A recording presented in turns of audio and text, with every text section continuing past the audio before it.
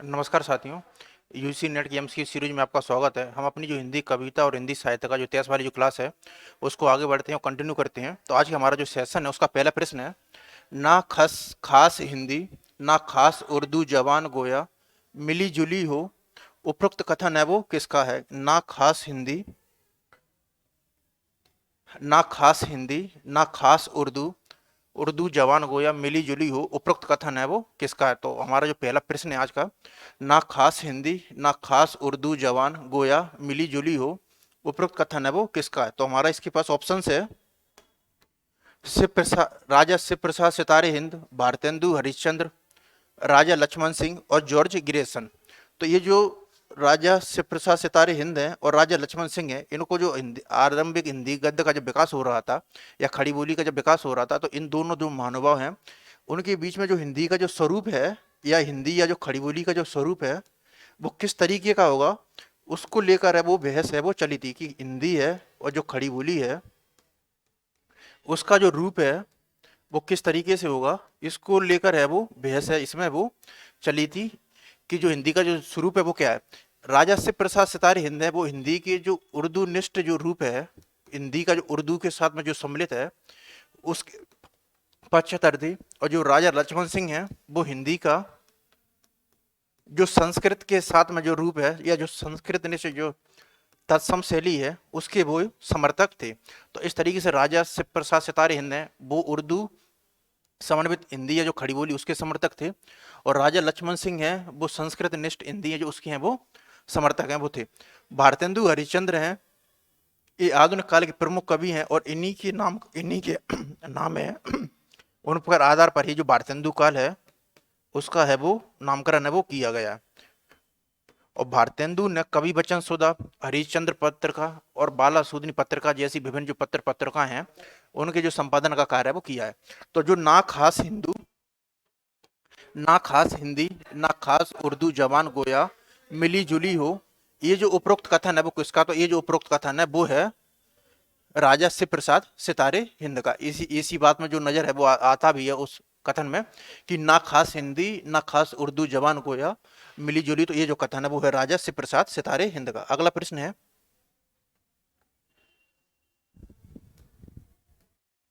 भारत भारती के संबंध में जो कौन सा कथन है वो सही है? तो जो भारत भारती है उसका जो प्रकाशन है वो 1911 है, और ये जो नव जागरण है उससे प्रेरित है वो मूलभूत है वो कृति। जो भारत भारती है इसका जो प्रकाशन है वो 1911 है, और ये जो नव जागरण से प्रेरित होने के कारण है वो 3 खंड है उसमें विभाजित है। ये जो 3 खंड है वो है अतीत, वर्तमान और भविष्यत। जहाँ अतीत खंड है वहां पर जहाँ पर कवि ने जो भारत का जो स्वर्णिम जो इतिहास है, भारत है वो किस तरीके से जो महान है उसका वर्णन किया। तो जहाँ जो वर्तमान है उसमें जो भारत की जो किस प्रकार की जो दुर्दशा हो गई है और उसका जो कारण क्या है उसका वर्णन है वो इसमें नजर आता है। और भविष्यत खंड में भारत पुनः पुनः किस प्रकार जो समृद्धि की कगार पर पहुंच सकता है उसका चित्रण है वो नजर आता है। ये एक तरीके से जो उद्बोधन परक काव्य है वो भी है, और ये प्रबंधात्मकता है वो है।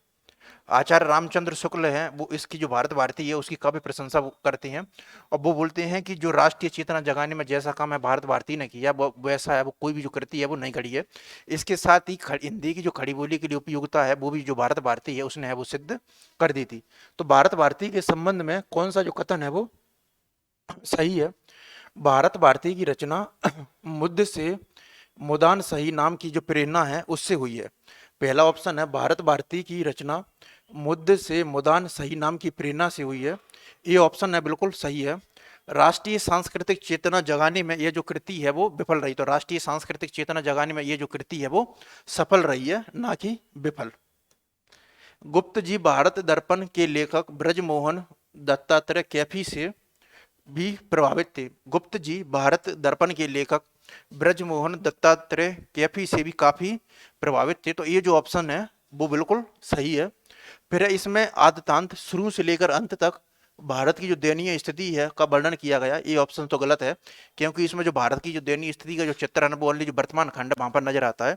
अतीत खंड में जहां भारत का जो स्वर्णिम भविष्य वो स्वर्णिम जो इतिहास है वो नजर आता है, और भविष्य में भारत पुनः किस प्रकार जो समृद्धि की मार्ग पर जाता है उसका चित्रण है वो नजर आता है। तो इस तरीके से जो ए और जो सी आंसर है वो सही है। अगला प्रश्न है, निम्नलिखित में से कौन सा जो निबंध है वो रामचंद्र शुक्ल द्वारा है वो रचित नहीं है। तो जो रामचंद्र शुक्ल है वो हिंदी की जो प्रमुख आलोचना है उसकी जो मूर्धन्य या जो शिखर है पुरुष है, और इनकी जो आलोचना पद्धति है रामचंद्र शुक्ल की वो तेन की जो विदेहवादी है पद्धति है वो कहलाती है। तो निम्नलिखित में से जो कौन सा निबंध है वो रामचंद्र शुक्ल द्वारा है वो रचित नहीं है। तो निम्नलिखित में से जो कौन सा जो निबंध है वो रामचंद्र शुक्ल द्वारा है वो रचित नहीं है। ऑप्शन है रसात्मक बोध के विविध रूप, ये रामचंद्र शुक्ल द्वारा रचित निबंध है। सौंदर्य बोध और शिवत्व बोध, साधारणीकरण और व्यक्ति विचित्रवाद, ये रामचंद्र शुक्ल द्वारा रचित निबंध है। काव्य में लोक मंगल की साधना अवस्था, ये काव्य में लोक मंगल की साधना अवस्था और जो आनंद की जो साधना अवस्था और आनंद की सिद्ध अवस्था और लोक मंगलवाद है, ये आचार्य रामचंद्र शुक्ल उनकी जो साधना पद्धति है उनके केंद्र में है। तो ये जो तीनों के तीनों निबंध आचार्य रामचंद्र शुक्ल के हैं।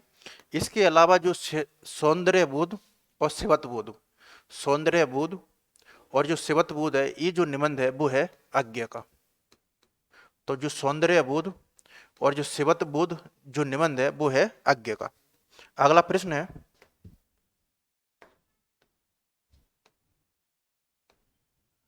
प्रकाशन वर्ष की दृष्टि से निम्नलिखित काव्य कृतियां हैं उनका है वो सही अनुक्रम है क्या। तो प्रकाशन वर्ष की हमकी दृष्टि से हमको जो निम्नलिखित जो काव्य कृतियां हैं उनको जो अनुकरण है और जो उनका जो क्रम है उसकी चर्चा करनी है। स्वप्न, साकेत, पल्लव, आंसू। साकेत, स्वप्न, पल्लव, आंसू।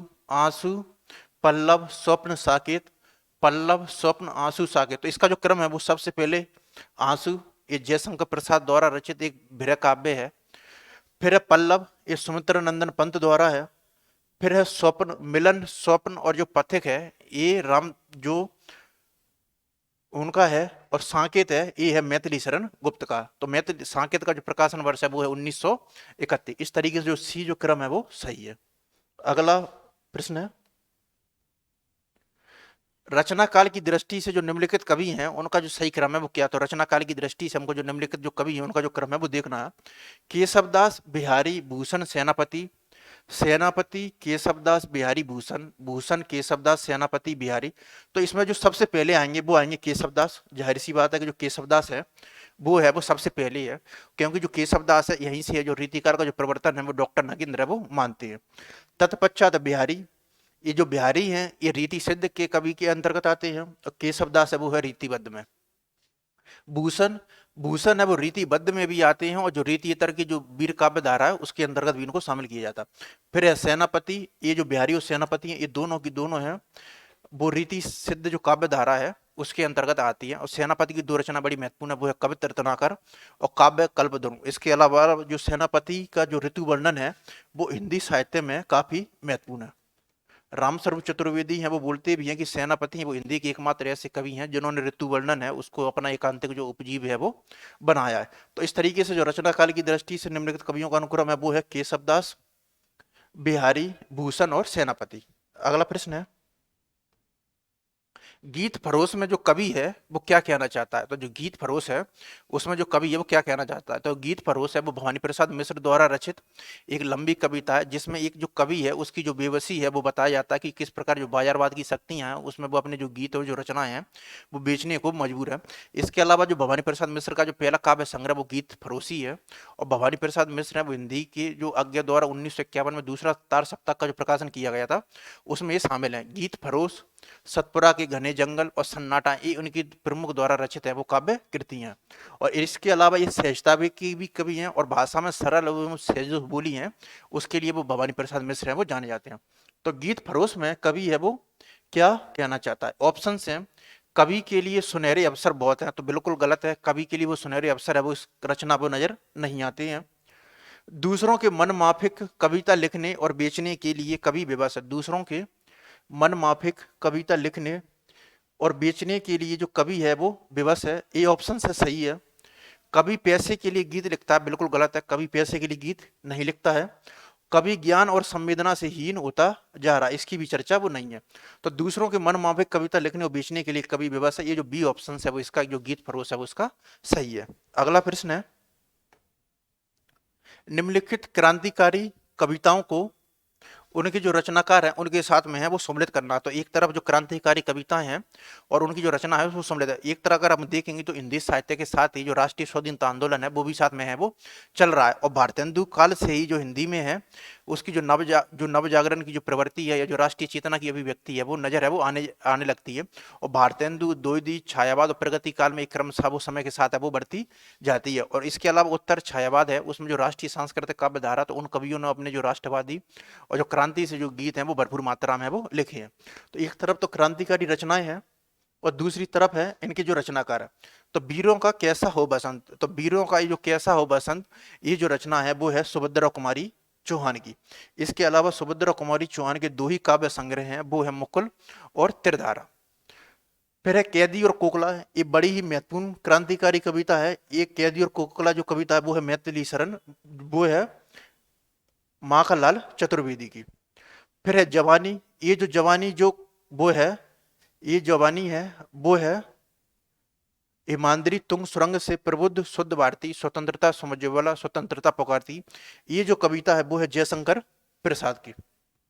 तो इस तरीके से ए का है फिफ्थ, ए का फिफ्थ यही ऑप्शन है। और सी का है फोर, जो जवानी है वो है बालकृष्ण शर्मा नवीन। और ये जो बालकृष्ण शर्मा नवीन है ये स्वयं को है वो अनिकेतन या अविस्पाई है उसकी संज्ञा वो देते हैं। अगर आपसे पूछा जाए कि कौन सा कवि है वो अनिकेतन है अविस्पाई की जो संज्ञा वो देते हैं तो वो है बालकृष्ण शर्मा नवीन। इसके अलावा बालकृष्ण शर्मा नवीन उन्होंने जो प्रभा और जो प्रताप पत्रिका है उनके संपादन का भी कार्य किया था। और इसके साथ ही इन्होंने गणेश शंकर जो विद्यार्थी है उनके साथ भी ये कार्य वो किया था बालकृष्ण शर्मा नवीन ने। अगला प्रश्न है, पीछे लगा जाई थे लोक वेद के साथ आगे थे सतगुरु मिलिया दीपक दिया हाथी। उक्त जो पंक्तियों हैं उसमें वो कबीर है वो क्या कहना चाहते हैं। तो ये जो पंक्तियां हैं उसमें जो कबीर है वो क्या कहना चाहते हैं कि पीछे लागा जाई थे, पीछे लागा जाई था लोक वेद के साथ आगे थे सतगुरु मिलिया दीपक दिया हाथी। उक्त पंक्तियों में जो कबीर है वो क्या है वो क्या कहना चाहते हैं। तो कबीर या जो संत काव्य धारा उसमें जो गुरु है, गुरु की जो परंपरा या जो गुरु है उसको है वो काफी अत्यधिक जो महत्व है वो दिया है। और ये जो पंक्तियां हैं वो उसको प्रतिपादित भी करती हैं। तो लोक और वेद का अनुसरण करने के कारण मैं परम तत्व से दूर दूर था, लोक और वेद का अनुसरण करने के कारण मैं परम तत्व से दूर था, ये ऑप्शन बिल्कुल सही है। लोक और वेद की रूढ़िवादिता ने परम तत्व के अभिज्ञान का मार्ग है वो प्रशस्त किया। लोक और वेद की रूढ़िवादिता ने परम तत्व के अभिज्ञान का मार्ग प्रशस्त किया, तो ये ऑप्शन तो बिल्कुल गलत है। लोक और वेद की परंपरा ने नहीं बल्कि जो गुरु है उनके ने है उन्होंने जो ईश्वर की जो परंपरा उसका मार्ग है वो प्रशस्त है वो किया। सतगुरु के ज्ञान रूपी प्रकाश में मैंने परम तत्व का साक्षात्कार है वो किया, ये बिल्कुल सही है। सतगुरु ने दीपक थमाकर संसार में भटकने के लिए छोड़ दिया, तो ये गलत है। इस तरीके से जो ए और जो सी आंसर है वो इसका वो सही है। पीछे लगा जाई था लोक वेद के साथी आगे दे सतगुरु मिलिया दीपक दिया हाथी। तो लोक और वेद का अनुसरण करने के कारण मैं परम तत्व से दूर था और इसके अलावा सतगुरु के ज्ञान रूपी प्रकाश से मैंने परम तत्व का साक्षात्कार है वो किया। तो ए और जो सी आंसर है वो सही है। अगला प्रश्न है, ये काव्य पंक्तियां हैं और दूसरी तरफ इनका जो रचनाकार है उनके साथ है इनको है वो सम्मिलित करना। तो एक तरफ है काव्य पंक्तियां और दूसरी तरफ इनको जो रचनाकार हैं उनके साथ है सम्मिलित करना है। और ये जो सभी के सभी जो रचनाकार हैं वो रीतिकाल के हैं वो कवि हैं वो नजर आ रहे हैं। तो जो रीतिकाल के कवि हैं ये सभी के सभी हैं वो है, कौन परी यह बानी अरि नित नीर भरी गगरी ढहकावे। गुलगुली गिल में गलीचा है गुनीजन है चांदनी है चिक है चरागन की माला कहे पद्माकर ज्यों सेज है सुराही है और प्याला। ये बड़ी ही जो पद्माकर की जो पंक्तियां हैं वो हैं, गुलगुली गिल में गलीचा है चांदनी है चिक है चरागन की माला है कहे पद्माकर ज्यों गजी है सेज है सुराही है और प्याला है। तो जो बी है वो पद्माकर है। फिर है सेवक सिपाही हम उन राजपूतन के दान बुद्धि जुरियों में नेकू ना जो मुर्के। तो जब वाद विवाद होता है इनका सेनापति का तो ये वो पंक्तियां हैं वो बोलते हैं, सेवक सिपाही हम उन राजपूतन के दान बुद्धि जुड़िए में नेकू न मुर्के। तो ये जो पंक्तियां हैं वो है सेनापति की। फिर है अभिदा उत्तम काव्य है मध्य लक्षणाहीन अदब व्यंजना रस विश्वास उल्टी केहत नवीन। तो ये जो पंक्तियां हैं वो है देव की। फिर उसके बाद है सेवक सिपाही, ये जो पंक्तियां हैं वो हैं ठाकुर की।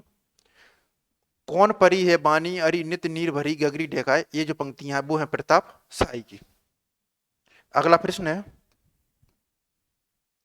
उत्तरकांड के कलयुग प्रसंग में तुलसीदास ने क्या है वो लिखा है।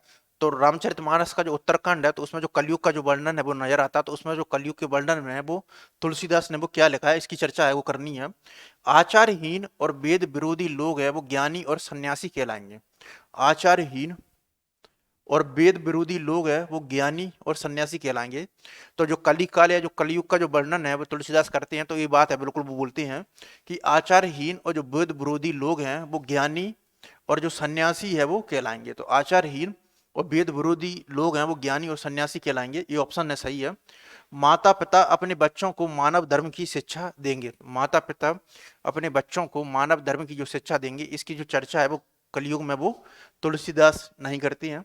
पत्नी के मर जाने और घर गृहस्थी और संपत्ति के नष्ट हो जाने के बाद लोटे पिटे लोग ही संन्यास ग्रहण करेंगे। तो पत्नी के मर जाने और घर गृहस्थी और संपत्ति के नष्ट हो जाने के बाद लोटे पिटे लोग ही संन्यास ग्रहण करेंगे। तो कलयुग के वर्णन में ये बात है वो तुलसीदास ने बोला है। कलयुग में अच्छा समय होगा और लोग सुखी नहीं होंगे, तो बिल्कुल गलत है। ये जो बात है वो राम राज्य के संदर्भ में आती है, ना कि कलयुग के वर्णन में। तो कलयुग के वर्णन में या जो कलयुग के वर्णन में वो है आचारहीन और वेद विरोधी लोग है वो ज्ञान और सन्यासी कहलाएंगे, ये ऑप्शन है सही है। और पत्नी के मर जाने और घर गृहस्थी और संपत्ति के नष्ट हो जाने के बाद लोटे पिटे लोग ही सन्यास ग्रहण करेंगे। तो जो ए और जो सी आंसर है वो सही है। अगला प्रश्न है, दिवस का अवसान समीप था, गगन था कुछ लोहित हो चला, तरु शिखर पर थी अब राजती, कमलिन कुल बल्लभ की प्रभा। तो ये जो काव्य पंक्तियां वो हैं अयोध्या सिंह उपाध्याय हरिओद का जो महाकाव्य है प्रिय प्रवास। ये जो प्रिय प्रवास है इसे खड़ी बोली हिंदी का जो प्रथम महाकाव्य है उसकी संज्ञा है वो दी जाती है। और इसकी जो शुरुआती पद पंक्तियां वो यही हैं। तो जो दिवस का अवसान समीप था, गगन था कुछ लोहित हो चला, तरु शिखर पर थी अब राजती, कमलिन कुल बल्लभ की प्रभा। तो ये जो पंक्तियां हैं वो हैं अयोध्या सिंह उपाध्याय के महाकाव्य प्रिय प्रवास की। और ये जो महाकाव्य है वो 17 सर्ग हैं उसमें विभाजित है। इसके अलावा कई बार प्रश्न पूछा है कि ये जो प्रिय प्रवास है इसका जो नाम है वो रखने से पहले वो कवि है वो क्या रखना चाहते थे। तो इसका वो नाम रखने से पहले, वो प्रिय प्रवास रखने से पहले वो रखना चाहते थे ब्रजांगना विलाप। इसकी चर्चा है उन्होंने, इसकी जो भूमिका है उसमें है वो की है। इसकी जो बारे में जो इन काव्य पंक्तियों का आशय है, सूर्यास्त हो गया था तो दिवस का अवसान समीप था। तो जाहिर सी बात है कि दिवस का अवसान है वो समीप था, तो सूर्यास्त तो नहीं हुआ है। आसमान में लालिमा है वो फैलने लगी थी। तो आसमान में है वो लालिमा है वो फैलने लगी थी, बिल्कुल सही है, ये ऑप्शन सही है। चिड़ियां अपने नीरों में विश्राम कर रही थी। चिड़ियां अपने नीरों में विश्राम कर रही थी। तो जाहिर सी बात है अगर हम कॉमन सेंस भी लगाएंगे तो ये ऑप्शन तो गलत ही होगा। पेड़ों की फुनगियों पर सूरज की आखिरी किरणें विराजमान थी। पेड़ों की फुनगियों पर सूरज की आखिरी किरणें विराजमान थी, ये ऑप्शन है बिल्कुल सही है। तो इस तरीके से जो बी और जो डी आंसर है वो हमारा बिल्कुल सही है। तो बी और जो डी आंसर है वो सही है। अगला प्रश्न है, अंधेरे में कविता से संबंधित कौन सी टिप्पणियां हैं वो रामविलास शर्मा की हैं। तो जो अंधेरे में कविता है वो मुक्तिबोध की एक महत्वपूर्ण जो लंबी कविता है वो है। और इसके अलावा जो अंधेरे में काव्य है उसको वो स्वतंत्रता के बाद वो देखता हुआ जो पाची जो ढांचा है उसकी संज्ञा है वो शमशेर सिंह बहादुर ने है, उन्होंने है वो दी है। ये जो अंधेरे में कविता है इसकी जो सर्वप्रथम आलोचना है वो नामवर सिंह ने कविता की जो नई प्रतिमान पुस्तक उसमें की है। और यहीं से जो अंधेरे में की जो आलोचना का जो मार्ग है वो प्रशस्त है वो हो जाता है। तो अंधेरे में कविता से संबंधित कौन सी जो टिप्पणियां हैं वो रामविलास शर्मा की ऑप्शंस हैं। अंधेरे में कविता की मूल समस्या यही है कि मध्य वर्ग का बुद्धिजीवी सर्वहारा वर्ग से तादाद में कैसे स्थापित करे। तो ये पंक्तियां बिल्कुल सही हैं, क्योंकि जो मुक्तिबोध का काव्य है उसकी प्रमुख विशेषता रही है कि वो चाहते हैं कि जो वो स्वयं है और दूसरे वर्ग के साथ है वो अपना पूर्णतः वो तादाद में जो सामंजस्य है वो स्थापित कर ले। उन और किसी भी तरीके जो हेमवादी प्रवृत्ति है वो स्वयं की प्रवृत्ति है वो नजर ना आए और दूसरे वर्ग जो सर्वहारा वर्ग है उसके साथ तादाद में स्थापित कर ले। तो अंधेरे में कविता की मूल समस्या यही है कि मध्य वर्ग की का बुद्धिजीवी सर्वहारा वर्ग से कैसे तादाद में स्थापित करे। तो ये ऑप्शन से बिल्कुल सही है। कवि मुक्तिबोध के लिए अस्मिता की खोज व्यक्ति की खोज नहीं बल्कि अभिव्यक्ति की खोज है। कवि मुक्तिबोध के लिए अस्मिता की खोज नहीं बल्कि अभिव्यक्ति की खोज है। ये ऑप्शन गलत है। मुक्तिबोध के काव्य संसार की मुक्तिबोध के काव्य संसार की पटभूमि असंदिग्ध रूप से ऐसी शासन व्यवस्था है जो निहायत चालक होने के साथ ही बेहद आताताई है। ये जो टिप्पणी है वो रामविलास शर्मा है, उन्होंने नहीं की है। मुक्तिबोध की मुख्य समस्या है अपना वर्ग छोड़कर दूसरे वर्ग के साथ है तादाद में स्थापित करना। तो जो मुक्तिबोध की मुख्य समस्या है, मुक्तिबोध की मुख्य समस्या है अपना वर्ग छोड़कर दूसरे वर्ग के साथ है तादाद में स्थापित करना। तो ए ऑप्शन बिल्कुल सही है। तो जो ए और जो डी आंसर है वो इसका सही है। तो अंधेरे में कविता के संदर्भ में जो रामविलास शर्मा की जो पंक्तियां हैं वो इस तरीके से है। अगला प्रश्न है, राम तुम मानव हो ईश्वर नहीं हो क्या, विश्व में रमे हुए नहीं सभी कहीं हो क्या, तब मैं निरीश्वर हूं ईश्वर क्षमा करे, तुम ना रमो तो मन तुम में रमा करे। यह आधुनिक काल की एक प्रमुख विशेषता है कि जो आधुनिक काल है उसमें साहित्य, उसमें जो मानवतावाद है उसका जो महत्व है वो काफी बढ़ता जाता है। यही मानवतावाद है कि उसमें जो ईश्वर है उसको है मानव के रूप में है वो चित्रित करने का जो प्रयास है वो किया जाने लगता है। तो इस तरीके से राम तुम मानव हो ईश्वर नहीं हो क्या, राम तुम मानव हो ईश्वर नहीं हो क्या, विश्व में रमे हुए नहीं सभी कहीं हो क्या, तब मैं निरीश्वर हूं ईश्वर क्षमा करें, तुम ना रमे तो मन तुम में रमा करे। आधुनिक दृष्टिकोण से प्रेरित आधुनिक दृष्टिकोण से प्रेरित मैथिली शरण गुप्त ने राम के विषय में एक काव्योक्ति है, वो किस काव्य ग्रंथ में? ऑप्शन से पंचवटी, साकेत, नाहुस और विष्णुप्रिया। तो ये पंक्तियां हैं वो है साकेत की। तो ये जो पंक्तियां हैं वो हैं साकेत की, और साकेत है वो मैथिली शरण गुप्त का एक महत्वपूर्ण जो महाकाव्य या प्रबंध काव्य है उसकी संज्ञा वो दी जाती है। और ये जो साकेत है इसकी खासियत यह है कि इसका जो नवम और दसम सर्ग है वो उन्होंने जो उर्मिला के जो वीर वर्णन है उसको है उनको है वो समर्पित है वो किया है। अगला प्रश्न है, धर्मवीर भारती के संदर्भ में क्या सही नहीं है? तो जो धर्मवीर भारती है वो दूसरे सप्तक है उसके प्रमुख कवि हैं, और दूसरा सप्तक का जो प्रकाशन है वो आज्ञा द्वारा 1951 है उसमें है वो किया जाता है। इसके अलावा इनकी जो कनुप्रिया कनुप्रिया है और ठंडा लोहा इनकी जो महत्वपूर्ण है वो काव्य कृति है। इसके अलावा इनका एक बड़ा ही महत्वपूर्ण गीति नाट्य है जो काव्य नाट्य की श्रृंखला में आता है वो है अंधायु। तो धर्मवीर भारती के संदर्भ में क्या सही नहीं है, यानी कि क्या गलत है? वे व्यक्ति स्वतंत्रता के विरोधी कवि हैं, वे व्यक्ति स्वतंत्रता के पक्षधर कवि हैं। तो ये बिल्कुल सही बात है कि वो व्यक्ति स्वतंत्रता के वो हैं पक्षधर कवि हैं। वे कैशोर भावुकता के लेखक हैं, बिल्कुल सही है। जो ठंडा लोहा जो कविता उसमें ये जो प्रवृत्ति है वो नजर भी आएगी। वे मिथकीय संदर्भों पर आधारित कविता लिखने वाले कवि हैं, बिल्कुल कर्णु प्रिय है वो इस संदर्भ में वो है भी। तो इस तरीके से जो व्यक्ति स्वतंत्रता के वो विरोधी कवि नहीं है। तो जो ए ऑप्शन है वो बिल्कुल सही है हमारा ए। श्रद्धा और ईड़ा से संबंधित जो मुक्तिबोध का जो सही कथन है वो कौन सा? तो जो श्रद्धा और ईड़ा से संबंधित जो मुक्तिबोध का जो सही कथन है उसकी हमको चर्चा वो करनी है। तो श्रद्धा और ईड़ा है, और इसके साथ में जो मनु है वो जयशंकर प्रसाद का जो प्रमुख महाकाव्य है कामायनी उसके प्रमुख ये चरित्र हैं। तो श्रद्धा और ईड़ा से संबंधित मुक्तिबोध, तो मुक्तिबोध की जो आलोचनात्मक कृति है कामायनी पर मुक्तिबोध की जो आलोचनात्मक कृति है उसका नाम है कामायनी एक पुनर्विचार। तो कामायनी एक पुनर्विचार ये मुक्तिबोध की कामायनी पर प्रेरित पुस्तक है, और इसमें वो कामायनी को है वो एक फैंटेसी है उसके रूप में वो संदर्भित है वो करते हैं। तो इसी पुस्तक से संदर्भित जो बातें हैं वो निकलती हैं वो देखने को आती हैं। इसके अलावा रामस्वरूप चतुर्वेदी ने कामायनी पर जो पुस्तक लिखी थी वो लिखी थी कामायनी एक पुनर्मूल्यांकन। तो श्रद्धा और ईड़ा से संबंधित मुक्तिबोध की जो सही कथन है वो कौन सी है? ईड़ा का व्यक्तित्व सामाजिक सार्वजनिक महत्व से विन्यस्त है, श्रद्धा के पास कोई अपना सार्वजनिक जीवन नहीं है, श्रद्धा में आत्मबद्ध भावुकता का अभाव है। तो ईड़ा का व्यक्तित्व सामाजिक सार्वजनिक महत्व से विन्यस्त है। तो ये ऑप्शन से बिल्कुल सही है, श्रद्धा के पास कोई अपना सार्वजनिक जीवन नहीं है, ये ऑप्शन से गलत है। ईड़ा बुद्धिवाद का प्रतीक है, ये ऑप्शन भी गलत है। श्रद्धा में आत्मबद्ध भावुकता का अभाव है। तो इस तरीके से जो ए और जो डी आंसर है वो हमारा सही है इसके संदर्भ में।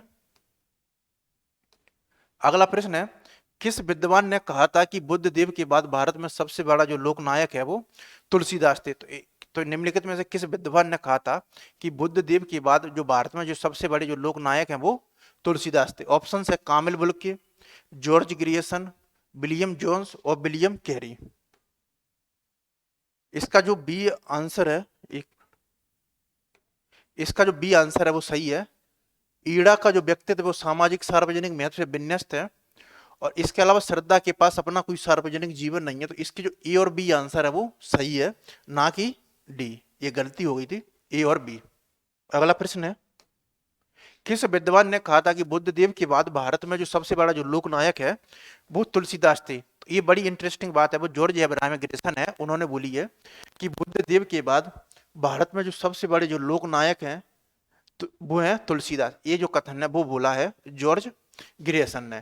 इसके अलावा जॉर्ज ग्रियर्सन है, उन्होंने एक बात तो बोली है कि पूरे यूरोप में एक भी जो कवि है वो बिहारी की जो बराबरी है वो नहीं कर सकता। तो एक तरह वो तुलसीदास के बारे में बोलते हैं कि बुद्ध देव के बाद भारत में वो सबसे बड़े जो लोक नायक हैं वो तुलसीदास थे। तो वो कथन है वो है जॉर्ज ग्रियर्सन का। और एक इसके अलावा जो पूरे यूरोप में एक भी कवि है वो बिहारी की बराबरी नहीं कर सकता है। तो ये जो कथन है वो है ग्रियर्सन का। अगला प्रश्न है, सिद्धों से संबंधित रामचंद्र शुक्ल के जो कौन से कथन है वो सही हैं? तो जो सिद्धों से संबंधित, तो जो रामचंद्र शुक्ल हैं वो उनकी जो कथन है वो क्या है? तो जो सिद्धों की जो साहित्य है, सिद्धों का जो साहित्य है उसको वो सांप्रदायिक प्रवृत्ति या जो सांप्रदायिक प्रवृत्ति कहकर मात्र वो रामचंद्र शुक्ल है वो हिंदी साहित्य में वो शामिल नहीं करते हैं। और इसके अलावा जो सिद्धों की जो संख्या है वो है 84। एक बार कई बार प्रश्न है वो शामिल आता है। तो सिद्धों की संख्या वो 84 है। इसके अलावा रामचंद्र शुक्ल वो सिद्धों को मात्र सांप्रदायिक प्रवृत्ति मात्र कहकर है वो सिद्धों के जो साहित्य है उसको शामिल है वो नहीं करती हैं। तो वज्रयान में आकर महासुखवाद का जो प्रवर्तन है वो हुआ। तो जो सिद्धों की जो बौद्धों की जो वज्रयान शाखा है, वज्रयान में आकर वो महासुखवाद का जो प्रवर्तन है वो हुआ है। तो ये जो ऑप्शन है वो बिल्कुल सही है। फिर इसके बाद है, नाथ पंथ सिद्धों की परंपरा से नहीं निकला है। ये ऑप्शन है बिल्कुल गलत है, क्योंकि जो नाथ पंथ है उसकी जो परंपरा का जो विकास है वो सिद्धों की जो है उसी से ये वो हुआ है। सिद्धों का साहित्य शुद्ध साहित्यिक साहित्य के अंतर्गत नहीं आता है। ये रामचंद्र शुक्ल का बिल्कुल कथन है कि वो सिद्धों का जो साहित्य है वो शुद्ध साहित्य के अंतर्गत नहीं आता है, क्योंकि उनकी जो प्रवृत्ति है वो सांप्रदायिक प्रवृत्ति है वो मात्र है। सिद्धों की वाणियां सांकेतिक नहीं है, बिल्कुल सिद्धों की जो वाणियां हैं और वो सांकेतिक और उसके लिए वो संधा भाषा है उसका भी प्रयोग है वो करते हैं। तो इस तरीके से ए ऑप्शन भी गलत है। तो ए और जो सी आंसर है वो हमारा इसमें सही है। सिद्धों के बारे में ये आचार्य जो रामचंद्र शुक्ल के जो कथन है वो है। अगला प्रश्न है, तात्विक दृष्टि से ना तो हम इन्हें कबीर को तात्विक दृष्टि से तात्विक दृष्टि से ना तो हम इन्हें कबीर को पूरे अद्वैतवादी कह सकते हैं और ना एकेश्वरवादी। कबीर से संबंधित ये जो विचार है वो किसका है? तो तात्विक दृष्टि से ना तो हम कबीर को पूरे अद्वैतवादी कह सकते हैं और ना एकेश्वरवादी। कबीर से संबंधित ये जो प्रश्न है वो किसका? हजारी प्रसाद द्विवेदी जी हैं, इन्होंने कबीर पर एक बड़ी महत्वपूर्ण पुस्तक लिखी है और उस पुस्तक का नाम है कबीर। और इसके संदर्भ में वो हजारी प्रसाद द्विवेदी जी हैं वो कबीर के बारे में बोलते हैं जो कबीर है वो वाणी की है वो क्या है? डिक्टेटर है। फिर है रामचंद्र शुक्ल, राहुल सांकृत्यायन और माता प्रसाद गुप्त। तो ये जो कथन है वो है रामचंद्र शुक्ल का। तो रामचंद्र शुक्ल है वो कबीर के बारे में बोलते हैं कि तात्विक दृष्टि से हम तो इन्हें कबीर को ना तो पूरे अद्वैतवादी कह सकते हैं और ना एकेश्वरवादी। मैं कहता हूं आंखन देखी तू कहता है कागज की लेखी। तो मैं कहता हूं आंखन देखी तू कहता है कागज की लेखी। मैं कहता हूं आंखन देखी तू कहता है कागज की लेखी। इन जो काव्य पंक्तियां हैं उनका जो आशय है वो क्या है? ऑप्शंस हैं, प्रत्यक्ष ज्ञान और पुस्तकीय ज्ञान है वो एक ही है। प्रत्यक्ष ज्ञान और पुस्तकीय ज्ञान एक ही है। तो ये ऑप्शंस तो बिल्कुल गलत ही है। मैं कहता हूं आंखन देखी तू कहता है कागज की लेखी, तो इस पंक्ति का जो आशय तो बिल्कुल गलत है। प्रत्यक्ष ज्ञान और जो पुस्तकीय ज्ञान है वो एक ही है, ये तो गलत है। प्रत्यक्ष ज्ञान को ही पुस्तकों में लिखा जाता है, ये ऑप्शन भी इसके अनुसार नहीं है। प्रत्यक्ष ज्ञान है वो पुस्तकीय ज्ञान से हीन है, तो बिल्कुल नहीं है। उनके अनुसार जो प्रत्यक्ष ज्ञान है वो पुस्तकीय ज्ञान है उससे काफी है वो बड़ा है, तो ये ऑप्शन भी गलत है। स्वानुभव है वो शास्त्रीय ज्ञान से है वो बड़ा है। ये कबीर के बारे में बड़ी महत्वपूर्ण बात है, क्योंकि वो जो आंखन देखी है या उनका जो स्व अनुभव है उसको वो किसी भी शास्त्र ज्ञान है जो वेद ज्ञान है वो उससे बड़ा है वो माना जाता है। और ये उनके जो सामाजिक जीवन उनकी जो साहित्य है उसकी जो प्रमुख प्रवृत्ति है वो भी रही है। तो इस तरीके से स्वानुभव है वो शास्त्रीय ज्ञान से बड़ा है। तो जो स्वानुभाव है वो शास्त्रीय ज्ञान से बड़ा है, ये जो कथन है वो बिल्कुल सही है उपरोक्त पंक्ति के संदर्भ में। अगला प्रश्न है, निम्नलिखित जो मिथकीय कविताएं हैं उनको जो कवि है उनके साथ में है वो सम्मिलित है वो करना। तो एक तरफ तो जो मिथकीय कविताएं हैं और दूसरी तरफ उनको जो कवि है उनके साथ में है वो सम्मिलित है वो करना। तो मिथकीय कविताएं और उनको उनके जो कवि है उनके साथ में है वो सम्मिलित है वो करना। तो ऑप्शंस हैं प्रमथ युग गाथा, जय भारत, आत्मजयी और संशय की एक रात। तो प्रमथ्य गाथा, जय भारत, आत्मजयी और संशय की एक रात। फिर हमारे पास ऑप्शंस हैं कुंवर नारायण, धर्मवीर भारती, नरेश मेहता, मैथिली शरण गुप्त और नरेंद्र शर्मा। तो जो प्रमुख्य गाथा है ये जो रचना है, प्रमुख्य गाथा है ये जो रचना है वो है धर्मवीर भारती की। तो जो प्रमुख्य गाथा जो रचना है वो है धर्मवीर भारती की। जय भारत है ये है मैथिली शरण गुप्त। तो जो जय भारत है वो है मैथिली शरण गुप्त। आत्मजयी ये जो रचना है वो है कुंवर नारायण, और जो कुंवर नारायण है वो तीसरे सप्तक से जुड़े हुए कवि हैं। और ये जो कुंवर नारायण ये जो आत्मजयी है ये नचिकेता जो बासरवा है उनके जो पौराणिक आख्यान है उस पर आधारित है। तो इसमें एक तरफ जो नचिकेता उपनिषदीय जो चिंतन है उसका प्रेरित करता है या उसका जो प्रतिनिधित्व करता है, और दूसरी तरफ उसका जो पिता है बासरवा जो वैदिक कालीन जो वो है उसको है वो प्रेरित करता है। तो एक तरीके से इसमें जो भौतिक ज्ञान जो आत्मज्ञान है उसकी जो चर्चा और जो वाद विवाद है उसमें नजर आती है। और जो संशय की एक रात है एक प्रमुख एक कविता प्रबंधात्मक लंबी कविता है, और ये जो कविता है वो है नरेश मेहता की, और जो नरेश मेहता है वो दूसरे सप्तक है उससे जुड़े हुए कवि है। अगला प्रश्न है, उर्वशी के तृतीय अंक के आधार पर जो कौन सा जो कथन है वो सही है। तो जो उर्वशी है उसका जो तृतीय अंक है उसके आधार पर जो कौन सा कथन है वो सही है। तो उर्वशी है वो रामधारी सिंह दिनकर का एक प्रमुख जो काव्य नाटक है जो गीति नाट्य है उसकी संज्ञा वो दी जाती है। और ये जो काव्य नाटक है वो 5 अंक है उसमें विभाजित है, और इसका जो प्रकाशन वर्ष है वो है 1961। यह प्रेम और जो सौंदर्य है उसका काव्य है, और इसके अलावा ये जो उर्वशी और जो पुरुरवा है उनका जो पौराणिक आख्यान है उस पर ये जो काव्य है वो आधारित है। तो उर्वशी के जो तृतीय अंग के आधार पर जो कौन कौन से जो कथन है वो सही है। ऑप्शन हैं शक्तिशाली और दुर्दुद पुरुष भी सुंदरियों के कटाक्ष से आहत हो जाते हैं। उर्वशी मानवीय है। उर्वशी कहती है कि ये देह भाव भ्रांति है। उर्वशी कहती है कि यह देह भाव भ्रांति है। तो ये जो कथन है बिल्कुल सही है। उर्वशी पुरुरवा से कहती है कि ये जो देह भाव है वो भ्रांति है। तो ये ऑप्शन से सही है। पुरुरवा के अनुसार मर्त्य मानव को देवता है वो कहा जा सकता है। तो ये ऑप्शन है वो गलत है। उर्वशी मानवीय है ये ऑप्शन भी गलत है। शक्तिशाली और दुर्दुद पुरुष भी सुंदरियों के कटाक्ष से आहत है वो हो जाते हैं। तो ये ऑप्शन भी बिल्कुल सही है। तो ए और जो सी आंसर है वो इसमें हमारा सही है, डी। अगला प्रश्न है, रामचंद्र शुक्ल के अनुसार है वो नाथों की जो संख्या है वो क्या है। तो जो रामचंद्र शुक्ल है उनके अनुसार है वो नाथों की जो संख्या है उसकी चर्चा हमको करनी है वो कितनी है। तो जो रामचंद्र शुक्ल है उनके अनुसार जो नाथों की जो संख्या है वो है नवनाथ। तो रामचंद्र शुक्ल बोलते हैं कि जिस तरीके से 84 सिद्ध है वो प्रसिद्ध है उसी तरीके से जो नवनाथ है उसकी भी संज्ञा है वो दी जाती है। तो रामचंद्र शुक्ल के अनुसार जो नाथों की जो संख्या है वो है 9 और 84 सिद्ध। अगला प्रश्न है, नगर बाहिरे डोबी तोहरी कुड़िया छई छय जाई सो बाहा नरिया। उपरोक्त काव्य पंक्तियां हैं वो किसकी हैं। तो ये जो काव्य पंक्तियां अब दी गई हैं और उसको हमको देखना है कि किसकी हैं। नगर बाहरे डोबी तोहरी, नगर बाहरे डोबी तोहरी कुड़िया छई छुई जाई सो बहा नारिया। उपरोक्त जो काव्य पंक्तियां हैं वो किसकी हैं। ऑप्शन हैं सरापा, लोईपा, कनापा और डोम्बिपा। तो जो सरप्पा है वो सिद्धों के जो सर्वप्रथम है वो कवि है। इसके अलावा इनको जो सहज कवि है उसकी उपाधि वो दी जाती है। दोहा कोश और चर्या पद गीत कोश है वो सरप्पा की ये वो प्रमुख रचनाएं हैं। ये जो काव्य पंक्तियां हैं वो हैं लोईपा की। नगर बहरे डोबी तोहरी कुड़िया छई छोई जाई सुबहा नरिया, ये जो काव्य पंक्तियां हैं वो है लोईपा की। इसके अलावा जो कनापा है वो सिद्धों में वो सर्वश्रेष्ठ कवि हैं, और राहुल सांकृत्यायन है वो बोलते हैं जो कनापा है वो पांडित्य और जो कवित्व है उसमें है वो बेजोड़ है, और ये जो कनप्पा है वो सिद्धों में सर्वश्रेष्ठ है वो भी कवि है। अगला प्रश्न है, रामचंद्र शुक्ल के अनुसार निम्नलिखित में से जो द्वासुर काव्य है उसके जो रचयिता है वो कौन है। तो जो रामचंद्र शुक्ल है उनके अनुसार है वो दुआसुरे जो काव्य है उसकी जो रचयिता है वो कौन है? तो ऑप्शन है हमारे पास पुष्पदंत, जैनाचार्य मेरुतंग, हेमचंद्र और विद्याधर। तो रामचंद्र शुक्ल के अनुसार जो दुआश्रय जो काव्य है उसके जो रचयिता है वो कौन है? ऑप्शन है पुष्पदंत, जैनाचार्य मेरुतंग, हेमचंद्र और विद्याधर। तो ये जो दुआसुर काव्य है जो रामचंद्र शुक्ल के अनुसार जो रचयिता है वो है हेमचंद्र। इसके अलावा जो हेमचंद्र है इनको जो प्राकृत है उसका जो पाणनी है वो भी दिया, इसकी जो संज्ञा है वो दी जाती है और इनकी बड़ी महत्वपूर्ण पुस्तक है वो है शुद्ध हेम शब्दानुशासन। अगला प्रश्न है,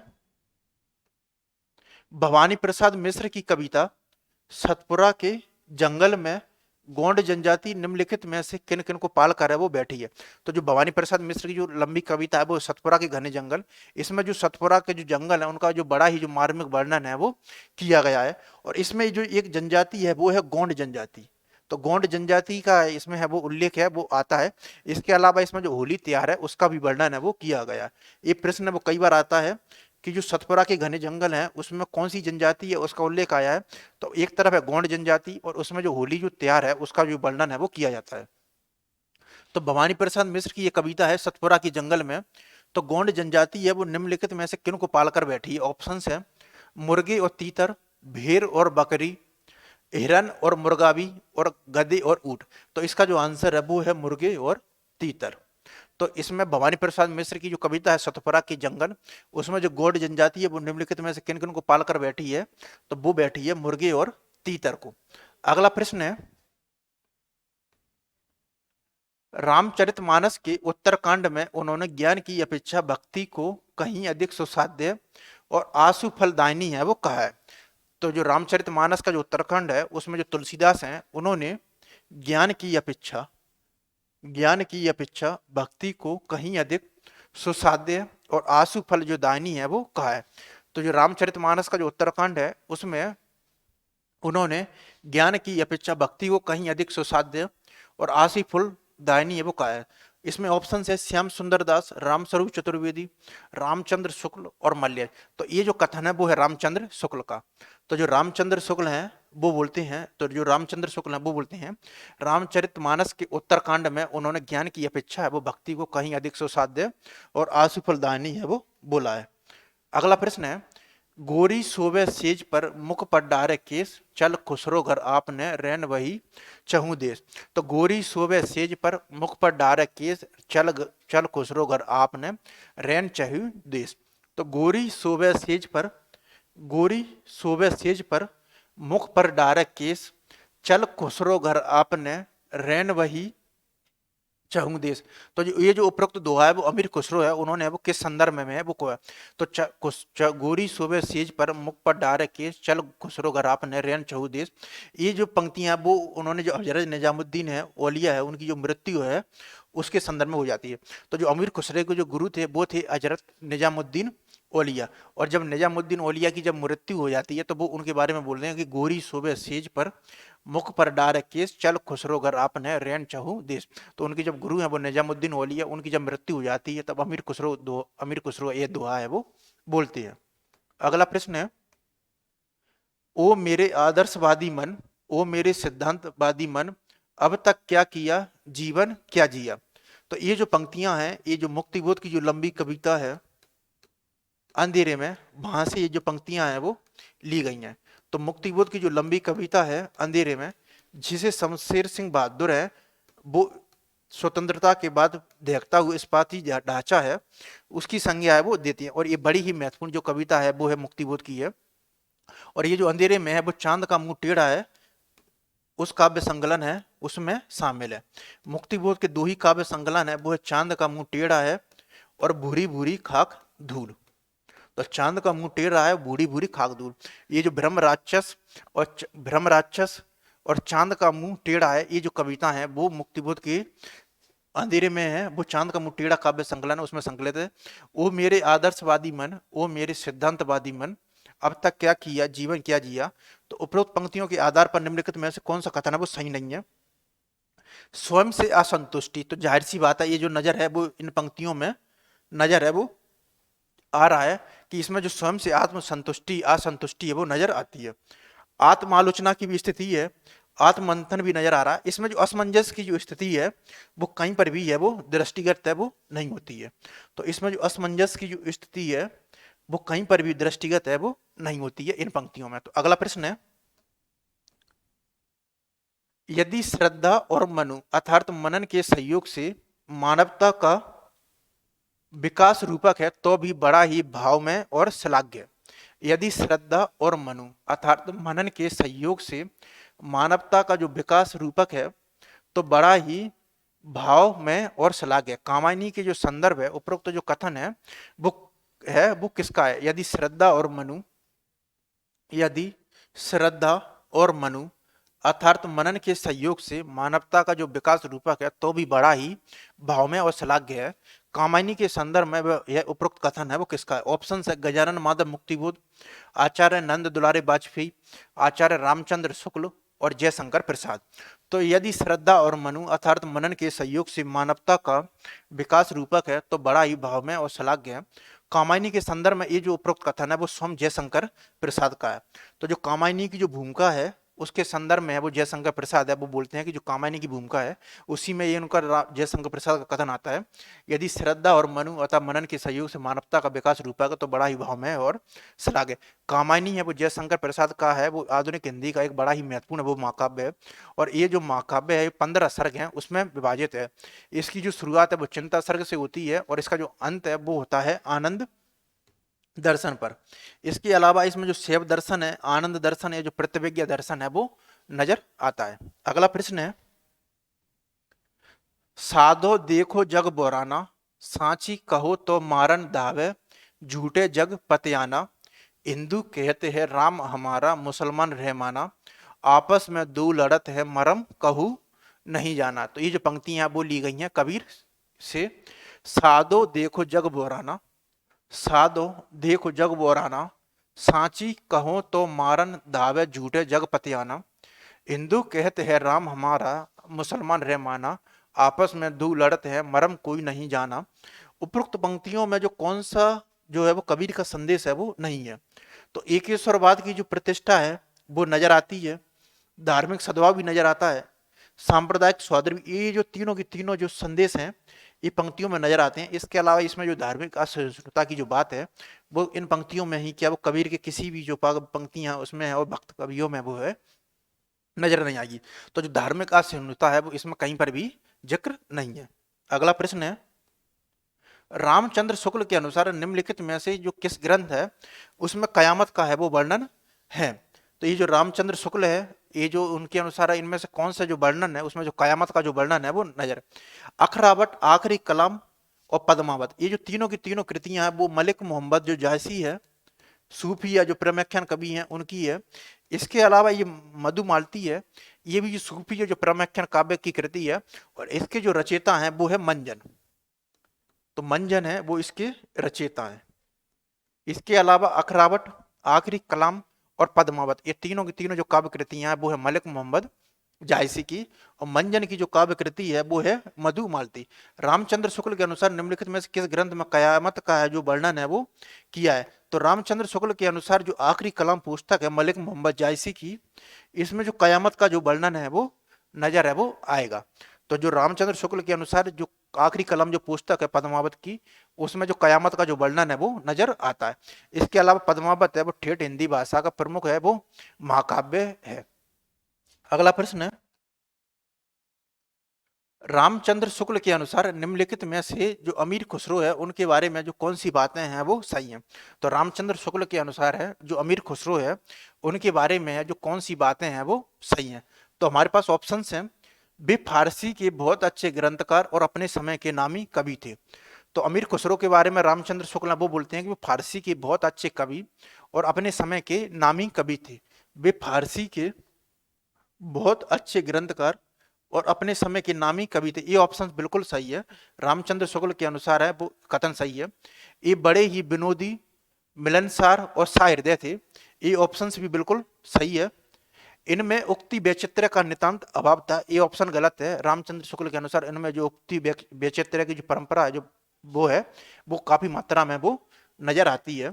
इनकी पहलियां और जो मुकरियां हैं वो प्रसिद्ध हैं, ये ऑप्शन भी बिल्कुल सही है। सही है, क्योंकि जो अमीर खुसरो है वो अपनी पहेलियां मुकरियां और जो दो सुकने हैं उसके लिए वो काफी मात्रा में वो जाने जाते थे। तो रामचंद्र शुक्ल के अनुसार निम्नलिखित में से अमीर खुसरो के बारे में कौन सी बातें सही हैं? तो वो फारसी के बहुत अच्छे ग्रंथकार और अपने समय के नामी कवि थे। ए ऑप्शन सही है। ये बड़े ही विनोदी और मिलनसार और शायर देते, ए ऑप्शन भी सही है। इनमें उक्ति व्यक्तिचित्र का नितांत अभाव था, ये गलत है। इनमें उक्ति व्यक्तिचित्र की जो है वो प्रवृत्ति है वो नजर आती है। इनकी पहलियां मुकरियां दो प्रसिद्ध हैं, सही है। तो इस तरीके से फर्स्ट सेकंड और जो फोर्थ है वो आंसर है वो हमारा सही है, ए। अगला प्रश्न है, निम्नलिखित में से जो कौन सी है वो आधुनिक काल की है वो रचनाएं हैं? तो इसमें जो रचना है वो एक तरफ वो दी गई हैं और उनको हमको चर्चा करने की कौन सी जो रचना है वो आधुनिक काल की वो है।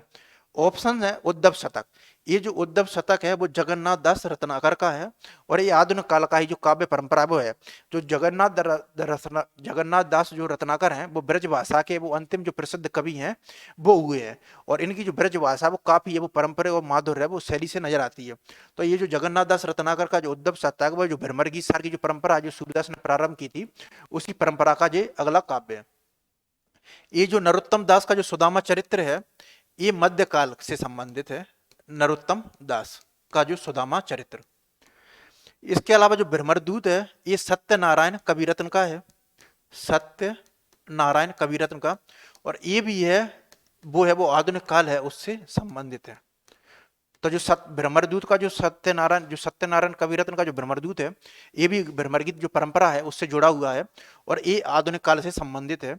इसके अलावा जो रास पंचादाई है ये जो कृति है वो है नंददास की, और जो नंददास हैं वो जाहिर सी बात है कि वो रीतिकाल है उससे जुड़े हुए हैं। तो ये आधुनिक काल के अंतर्गत तो आ ही नहीं सकते हैं। और यही जो पुस्तक रास पंचादाई इसी के लिए ये जो नंददास है इनको जो जड़िया कवि है उसकी उपाधि से संबोधित है वो किया जाता है। इसके अलावा जो नंददास हैं ये अष्टछाप के जो कवि हैं उससे भी जुड़े हुए थे, तो ये यहाँ पर गलत हो गया है। ये नंददास हैं ये रीतिकाल नहीं बल्कि ये जो भक्ति काल है उससे जुड़े हुए हैं। इसके अलावा जो भक्ति काल की जो अष्टचाप परंपरा है उसमें ये सबसे जो कनिष्ठ हैं वो भी ये रही है। तो नंददास की जो एक तो रस मंजरी और रूप मंजरी और दूसरी तरफ रास पंचदाई इनकी बड़ी जो महत्वपूर्ण जो रचना है वो रही है। तो इस तरीके से जो आधुनिक काल की इसमें जो रचनाएं जो नजर आएंगी वो आएंगी उद्धव शतक और भ्रमर दूत। उद्धव शतक वो है जगन्नाथ दास रत्नाकर का और जो सत्यनारायण कविरत्न का वो है भ्रमर द्यूत, नरोत्तम दास का सुदामा चरित और रास पंचादाई। तो इस तरीके से जो फर्स्ट और जो थर्ड ऑप्शन है वो यही ऑप्शन है वो हमारा सही है। अगला प्रश्न है कि द्विवेदी युगीन कविता की जो विशेषता है वो क्या है? तो द्विवेदी युग है उनका जो नामकरण है वो महावीर प्रसाद द्विवेदी जी है उनके नामकरण पर है, उन पर किया गया है। और इसका जो काल है वो सामान्यतः 1900 से लेकर 1918 और जो 20 है वो माना जाता है। और 1903 से ही जो महावीर प्रसाद द्विवेदी जी हैं उन्होंने वो सरस्वती पत्रिका है उसके जो संपादन का जो कार्य है वो प्रारंभ कर दिया था। तो द्विवेदी युगीन कविता की विशेषता है, तो द्विवेदी युगीन कविता की एक सबसे महत्वपूर्ण विशेषता यह है कि द्विवेदी युग में जो भाषाई और द्वैत है वो समाप्त हो जाता है। इसकी तरीके से जो द्विवेदी युग है उसमें जो भाषाई अद्वैत है वो नजर आता है। अब ये भाषाई द्वैत और अद्वैत क्या है? तो दरअसल ये है कि जो भारतेंदु युग है उसमें भाषाई द्वैत नजर आता है। तो उसमें जो एक तरफ जो पद्य की जो भाषा है वो ब्रज भाषा थी, लेकिन जो गद्य की भाषा है वो खड़ी बोली थी। और उस समय जो पद्य के लिए जो कविताएं हैं वो खड़ी बोली में न रचा कर वो किस में रची जा रही थी? ब्रज में। और दूसरी तरफ जो गद्य है वो किस में रचा जा रहा था? खड़ी बोली में। तो इसी को हमें वो भाषा जो द्वैत है उसकी जो परंपरा है उससे संबोधित है वो करते हैं। और द्विवेदी युग में आकर ये जो भाषाई अद्वैत है वो समाप्त हो जाता है और गद्य और पद्य दोनों की जो भाषा वो क्या बन जाती है? वो बन जाती है खड़ी बोली। तो द्विवेदी युग में पद्य और जो गद्य है इन दोनों की जो भाषा है वो खड़ी बोली है वो बन जाती है। तो द्विवेदी युगीन कविता की विशेषता है वो श्रृंगार प्रियता। तो ये द्विवेदी युगीन कविता की विशेषता नहीं है श्रृंगार प्रियता। ये जो श्रृंगार प्रियता है ये आपको जो रीतिकाल है उसमें नजर आएगा, श्रृंगार प्रियता। इसके अलावा जो नक्श जो वर्णन की जो परंपरा है वो आपको रीतिकाल उसमें नजर आएगी। इतिवृत्तात्मकता ये जो कथन है बिल्कुल सही है, क्योंकि द्विवेदी युगीन है इसमें जो इतिवृत्तात्मकता है वो नजर आएगा, यानी कि इसकी जो कविता है वो शिल्प की दृष्टि से वो ज्यादा महत्वपूर्ण है वो नहीं है और सीधे साधे शब्द हैं उनमें बोली बात है वो बोली गई है। उदाहरण के तौर पर जो मैथिली शरण का गुप्त का जो काव्य है वो काफी मात्रा में जो इतिवृत्तात्मक की जो प्रवृत्ति है वो नजर आती है। इसके अलावा जो लाक्षणिकता है वो भी द्विवेदी युगीन है उसमें नजर नहीं आई, यानी इनकी जो काव्य है वो सीधी सपाट जो सरल बयानी है उसमें लिखा गया है। प्रबंधात्मकता है वो द्विदिन युगन में अत्यधिक मात्रा में लिखी जाएंगे। और मैथिली मैथिली शरण गुप्त के साथ ही में जो है वो कवि है मिलन पथिक जो स्वप्न जैसे जो प्रबंधात्मक जो काव्य है वो द्विदिन युगन है उसमें अत्यधिक मात्रा में लिखे जाते हैं। तो इतिवृत्तात्मकता और प्रबंधात्मकता और भाषा आद्यत ये द्विदिन युगन जो काव्य है उसकी ये जो प्रमुख है विशेषताएं।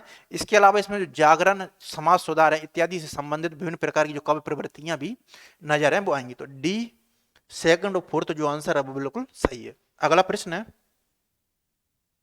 निम्नलिखित में से जो कौन सी रचना है वो छायावाद की नहीं है। तो छायावाद है वो आधुनिक काल का एक महत्वपूर्ण काल है और इससे जो छायावाद है उसको जो आधुनिक काल का जो स्वर्ण युग है उसकी संज्ञा भी दी जाती है। और जो छायावाद इसका जो सामान्यतः जो काल है 1918-20 से लेकर 1936 और कहीं कहीं जो 38 है वो मान लिया जाता है। और इसके जो चारों शिखर पुरुष हैं वो कवि और कवित्री हैं वो है प्रसाद पंत निराला और महादेवी वर्मा। तो इनमें से कौन सी रचना है वो छायावाद की नहीं है। तो ये जो झरना है, झरना आंसू पथिक लहर, झरना है, झरना आंसू लहर और कामायनी ये जयशंकर प्रसाद के काव्य हैं। तो जाहिर सी बात है कि ये जो छायावाद की रचना है वो होगी। जो मिलन है ये छायावाद का काव्य है वो नहीं है। पथिक, मिलन और पथिक है ये द्विदिन युगीन जो खंड काव्य है वो है। तो ये जो द्विदिन युगीन जो खंड काव्य है वो है मिलन और पथिक। तो ये जो द्विदिन युगीन जो खंड काव्य है वो है मिलन और पथिक। इसके अलावा ये जो काव्य के जो रचयिता हैं वो है राम नरेश त्रिपाठी। ये जो राम नरेश त्रिपाठी हैं वो अपने मिलन पथिक को जो स्वप्न जो खंड काव्य हैं उसके लिए हिंदी साहित्य है उसमें काफी ये प्रसिद्ध भी है। और ये जो रश्मि है ये है पंत का, सुमित्रा नंदन पंत का। तो ये छायावादी कवियों में जो सुकुमार है उसकी जो संख्या है वो सुमित्रा नंदन पंत है वो उनको है वो दी जाती है। तो इस तरीके से झरना और जो रश्मि यानी कि जो फर्स्ट और जो फोर्थ जो ऑप्शन है वो हमारे हैं वो बिल्कुल सही है। और जो फर्स्ट और जो फोर्थ है वो छायावादी जो काव्य है छायावादी काव्य की जो रचना है। और इसके अलावा जो मिलन और जो पथिक है ये जो छायावादी काव्य की जो रचना है वो नहीं है। तो इस तरीके से जो सेकंड और जो थर्ड है वो आंसर है वो हमारा सही है। तो आज के लिए हम इतना ही रखते हैं और आगे कल के हम इसको है वो कंटिन्यू करते हैं। धन्यवाद।